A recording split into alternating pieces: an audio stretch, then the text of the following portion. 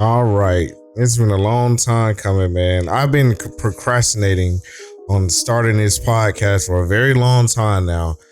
At first, I said I was going to start it at the beginning of the 2022 season. Then I said I was going to start it at, at the beginning of the 2022 playoffs.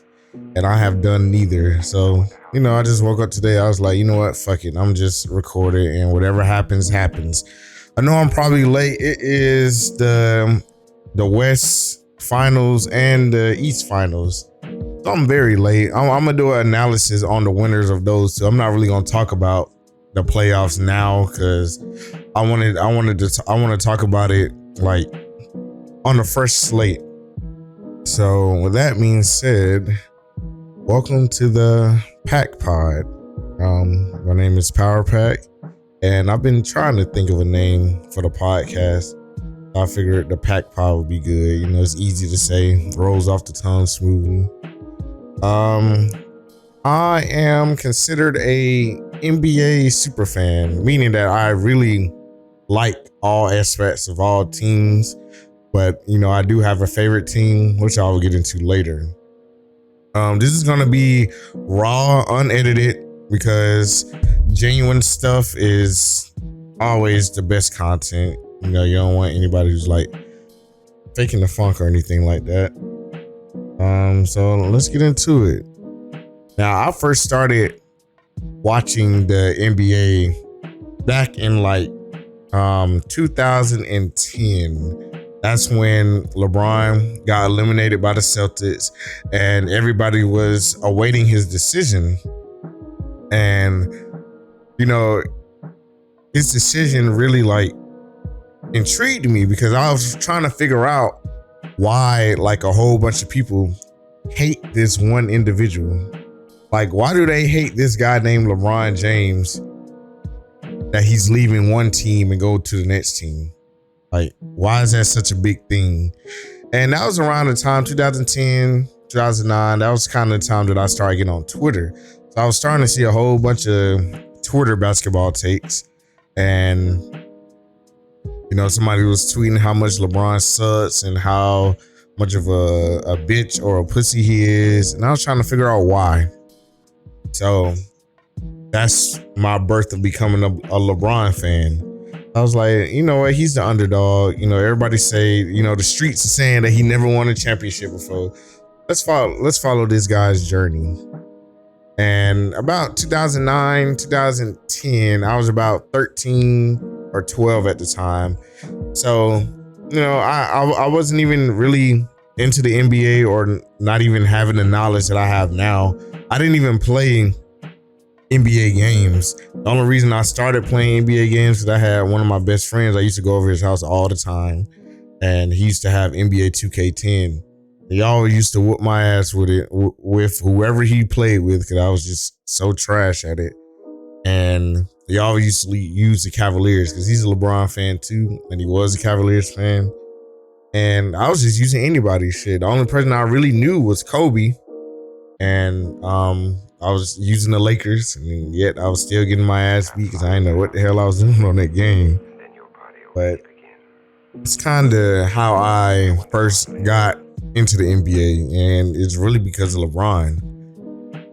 Now, on to my favorite team. Now, the team that interested me back then was the Celtics. I'm talking about the old Celtics with Rondo at the point, Ray Allen, Paul Pierce, KG, and Kendrick Perkins. Or I can't even remember who the other center they had. I mean, they had Big Baby Davis. They had a bunch of centers, but that's the starting five I remember the most. And I used to be a huge Celtics fan, and it's really because of Rondo. Because the way Rondo passed the ball and shit, I thought that shit was just amazing to me. I was like, this dude is passing behind his head, no look passes. Beautiful bounce passes. He had a fire layup package. He couldn't really shoot like that, but when he did try to spark up from the perimeter, he did a good job, and he was, you know, he always averaged 10 assists. Like he was a floor general, a pass first type guy. And those are the type of players I like.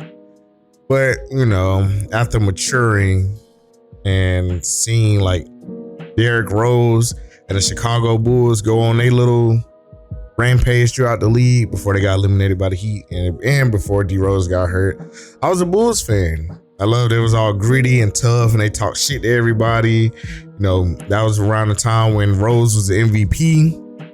And yeah, so the Chicago Bulls is my favorite team, and it has been since 2011.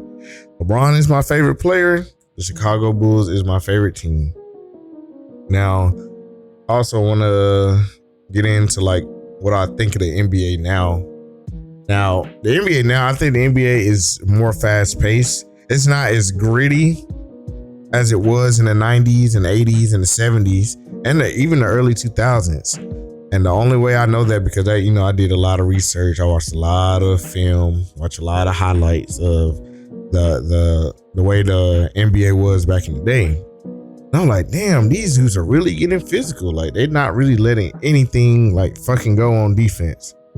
And I actually like that style of play, even though, you know, they weren't like high scoring games. It was more of a fundamental game back then. So we had the mid ranges, the post ups, everybody moving the ball. You know, the end. If I had to think of a team that'll sum up the early 2000s NBA, I'll say the San Antonio Spurs. That's a team that I like. Like the highlights that I've seen, I love them the most. I wanted to pick a team that has like high action. I'll pick the Cavaliers only because of LeBron. But the NBA now, I wouldn't say it's soft. I would say that the rules that they got in place is what kind of, you know, makes it quote unquote soft. You know, guys can't really hand check anybody. They can't get like really physical. They have to use their body more than their hands. And even if they use their body more, they still get called for foul.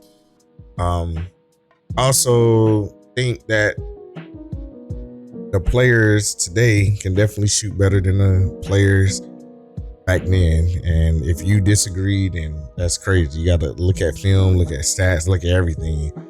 Them boys letting it go from the 3-point line and from far out. Hell, Steph and Damian Lillard, they shooting that bitch from half court, sometimes even full court sometimes. So if you want me into if the NBA players are more skilled than the ones back then, shit, I'll say hell yeah, they're more skilled. They can do everything that they did back then plus more. So with that, yeah, that's kind of what I think of the NBA now. I think players are more skilled, game is more fast paced. They're letting threes go a lot more often. Games are high scoring, and there's a lot of all time moments that's been forming over the past decade. So if I were to compare it and say which style of the NBA that I like more between now and back then, I'm gonna say now. And I know it might sound biased because I'm young, and I know might be some old heads watching this. Oh, you didn't see Jordan, or you didn't see Shaq at his prime. I'm like, man, I think I've seen enough film to see how everybody played. I also wanted to get into like my all-time favorite NBA moment. Now I know I'm speeding through this. It's supposed to be like a short little introductory video. I mean, the longer, more in-depth video is going to come later. It's supposed to be like something short, you know, just to get my feet wet. Now back to my all-time favorite NBA moment, and it's definitely the fucking shot in Game 7 of the 2016 NBA Finals. That boy Kyrie Irving was a dog for that. Like, Game 7, win or go home, NBA Finals. And for you to take a contested 3-pointer on the MVP of the league, that's crazy. I remember like that game specifically. I was over my dad's house, and we were all watching it, and this is about the time where I think I was 21. So we were drinking. My dad used to, play these little games like, okay, if so and so hit a 3-pointer or so and so missed a 3-pointer, you gotta take a shot. It was like one of them type of games. If you had a wager on if Kyrie was gonna hit this shot, and I said he wasn't gonna hit it, but my dad said he was gonna hit it. And either outcome, one of us had to take a shot. So as you know, I lost that bet. My ass took a big ass shot of Patron, and it was fucking nasty. But that NBA moment where Kyrie walked Steph down, walked into the elbow, shot the 3 with a minute left remaining.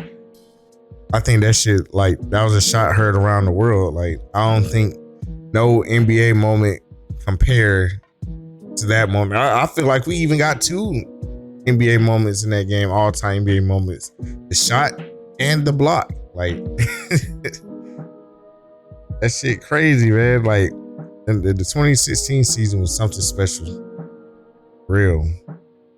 Now, to get into more opinions that I have, let's talk about my all-time starting 5. Now, my all-time starting 5 goes as follows.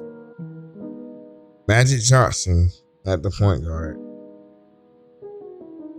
Michael Jordan at the shooting guard.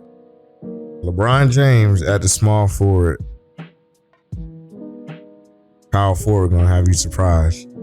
Kevin fucking Durant at the power forward. I feel like this man can play all 3 of the front court positions. So Kevin Durant at the power forward. And shit, I want to say Shaq. Shaq at the 5, man. He's the most dominant big man of all time. I got one of the most skilled players in all time in Kevin Durant. I got one of the most, if not the most, all-around player, like the best all-around player of all time, LeBron James. I got a killer on my team within Michael Jordan, who just don't give a fuck. He gonna make sure we win the game. And I got Magic Johnson, the level-headed point guard that's gonna dish it out to everybody and make sure everybody get theirs. I feel like I got a very good starting 5. We may lack a little bit in the shooting department, especially from perimeter, but as far as defense, I think we good. As far as shot creating, we good. Dishing the rock, we good. Somebody who can take over the game, shit. I got Michael Jordan, LeBron, and Kevin Durant. They can easily take over the game. If I were to pick a 6th man, I'll definitely pick Steph Curry. Definitely. But that's my all-time starting 5. Let me know if you have a starting 5 that can beat my starting 5, which I doubt. But you go ahead and say something in the comments just in case we can have a little friendly debate. Now, I also want to talk about my GOAT, and I'm not even gonna get like in depth with this. I'll probably make another video getting in depth, like the greatest of all time, like in the NBA. I'm gonna say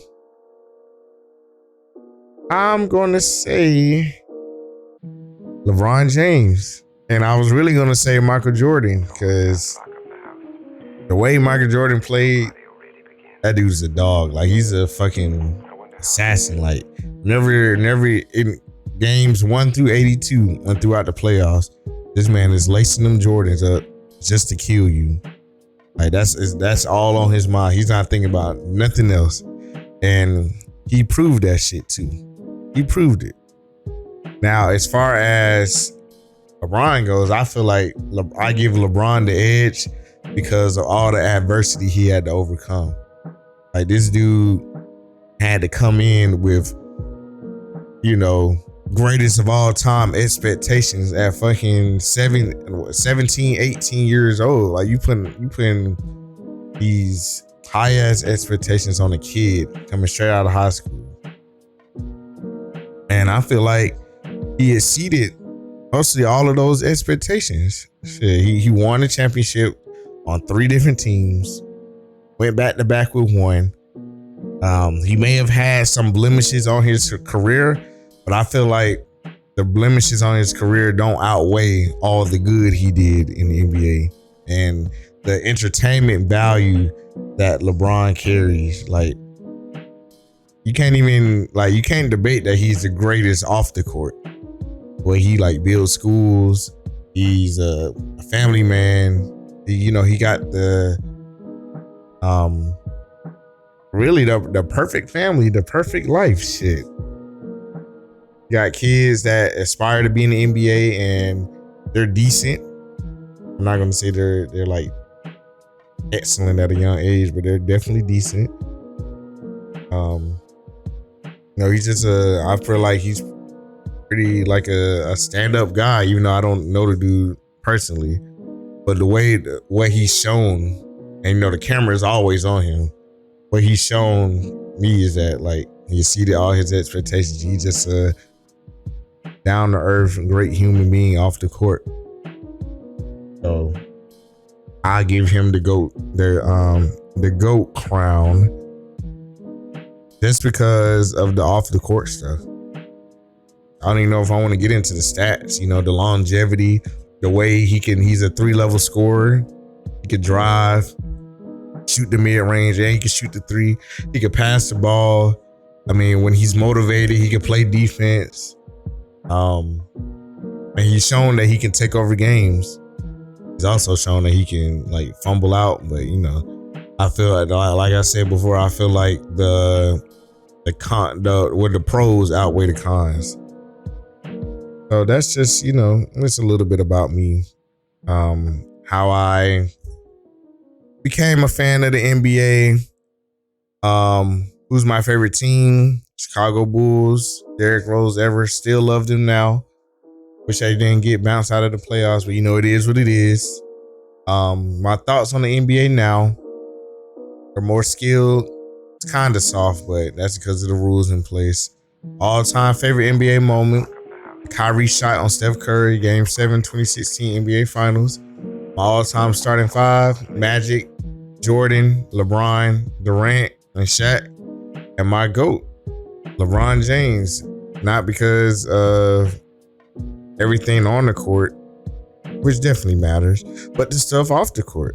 Like, dude is very professional. And he's very professional on and off the court. So, you guys like this little introduction, please like, comment, and subscribe. Definitely helps the YouTube algorithm. And if you guys want to even talk to me on like basketball and shit, you can catch me like on Twitch on Sundays, Wednesdays, and Fridays. Go on Sunday at like around 12 p.m. Eastern Standard Time. Wednesday at like 6. Friday at like 7. So if you guys want to stop by and you want to discuss my all-time starting 5 and my GOAT candidate, please feel free. Cause I know you guys disagree. I know y'all disagree. But that's the beauty of the NBA.